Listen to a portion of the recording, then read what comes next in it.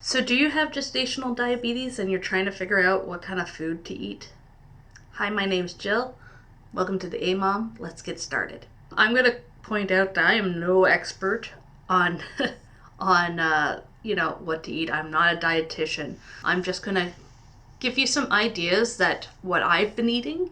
My numbers have been pretty good so far, but also just trying to get you some ideas. I know when I started this journey with having gestational diabetes, I kind of was very lost, just didn't know when I could eat.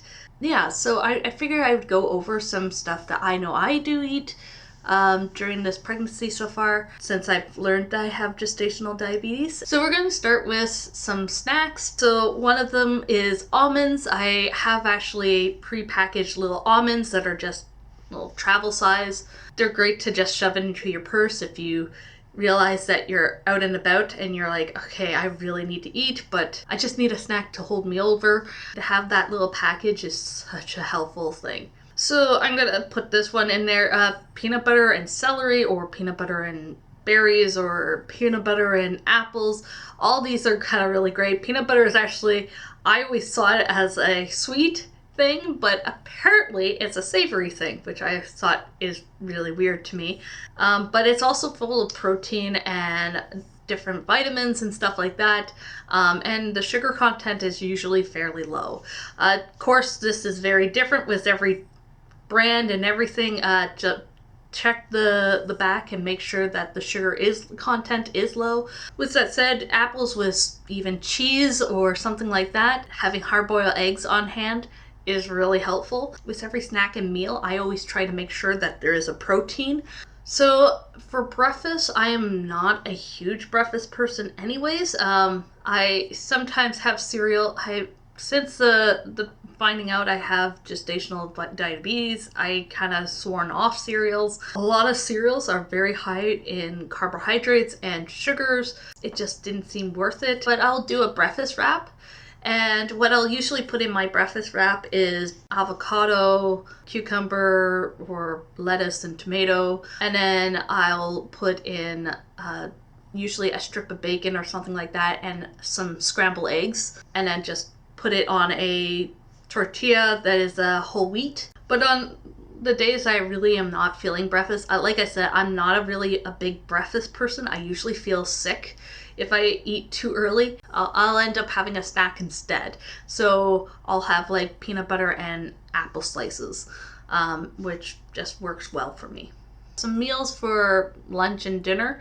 Tuna, I know you can't do tuna all the time, but just make sure that I have it only once a week. And actually, I'll even have it that I'll have them in little containers. I'll sometimes take them as snacks. And with my tuna, I'll usually just put in, some veggies and stuff like that too. So that way I'm making sure that I'm getting my vegetables in with my tuna. One of the type of breads that are seen as fairly good is sourdough. And so I've kind of started doing whole grain sourdough.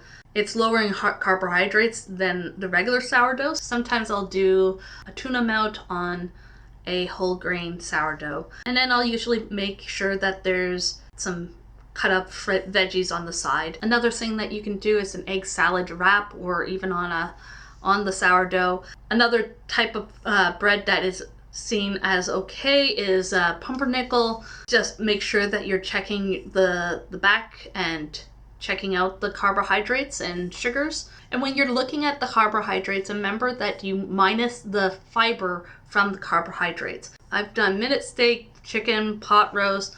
The big thing that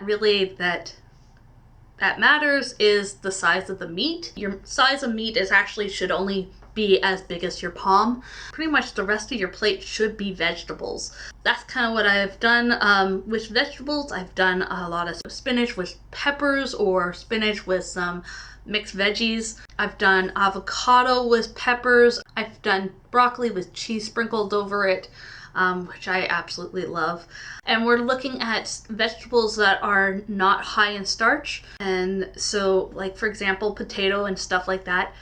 tried to keep that to the minimum. Like, the one thing that my dietitian did say is to just make sure that I am taking a snack at the end of the day. I know I forget about it a lot, so I just kind of keep a bag of almonds beside my bed, because in a lot of cases, with my toddler, I get just so busy at the end of the day and I'm exhausted, and then I just want to go to bed and I forget to take that snack. And so by having a thing of almonds on the side of my bed, I kind of remind myself, oh yes, I need to take a snack just before bed. By having a snack at just before bed is supposed to help with your sugar levels, for your fasting sugar levels. Drink water. For example, I am drinking at least 3 liters of water a day, if not more. I usually end up drinking about 4 to 6 liters of water a day. If you've had gestational diabetes, or you have gestational diabetes, and there's a meal that you absolutely love or a snack that you absolutely love, please leave it down in the comments. I'm sure there's going to be other people with gestational diabetes, or just finding out and are just kind of lost with what to eat, especially in that time frame of waiting for that dietitian. And I know that was the worst part for me. It's that waiting time between finding out I had gestational diabetes and getting to that dietitian and actually talking and knowing what I should eat. I would love to hear from you. Please put it in the comments. And I'm sure all the other people that are looking for this info, it will love you too. If you like this video, please like and subscribe, and please share to whoever you think might benefit from this video. Until next time, stay safe, stay lovely.